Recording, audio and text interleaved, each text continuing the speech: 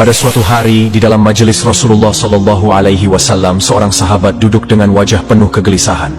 Matanya menunduk, jemarinya saling menggenggam, seolah ada sesuatu yang berat di hatinya. Ia menghela napas, lalu dengan suara lirih, ia berkata, "Wahai Rasulullah, aku ingin bertanya, tetapi aku khawatir.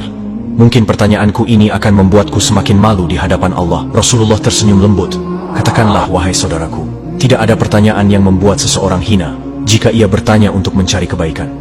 Sahabat itu mengangkat wajahnya perlahan, matanya mulai berkaca-kaca. "Wahai Rasulullah, aku merasa salatku sering tidak khusyuk. Kadang aku mengingat urusan dunia, kadang pikiranku melayang entah kemana. Aku takut salatku tidak diterima oleh Allah. Apakah dengan salat seperti itu aku tetap mendapatkan pahala?" Sekejap, suasana menjadi hening. Para sahabat yang lain menunduk, merasakan kegundahan yang sama.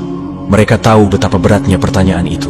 Namun, yang terjadi setelahnya benar-benar tak terduga. Rasulullah tidak segera menjawab. Beliau menatap sahabat itu dalam-dalam.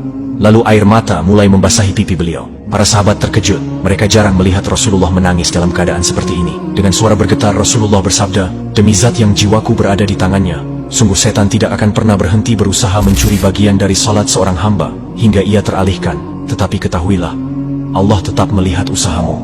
Beliau menarik napas dalam, lalu melanjutkan, "Wahai saudaraku, jika engkau meninggalkan salat hanya karena takut tidak khusyuk, maka setan akan menang. Tetapi jika engkau tetap berusaha salat meski dengan kehadiran pikiran yang mengganggu, ketahuilah, setiap kali engkau berusaha kembali kepada Allah dalam salatmu, saat itulah Allah menyambutmu." Air mata sahabat itu jatuh. Ia menangis. Begitu pula para sahabat lainnya. Kemudian Rasulullah bersabda dengan penuh kelembutan, "Bayangkan seorang ibu yang melihat anaknya berjalan ke arahnya, tetapi anak itu sering jatuh dan tersandung. Apakah sang ibu akan marah? Tidak. Ia justru akan berlari menghampirinya, mengangkatnya, dan mendekapnya erat. Itulah Allah Azza wa Jalla. Ia lebih penyayang dari seorang ibu kepada anaknya. Selama engkau terus kembali, Allah akan selalu menerimamu." Sahabat itu menangis terisak. Begitupun para sahabat lainnya. Betapa maha pengasihnya Allah, betapa luas rahmatnya.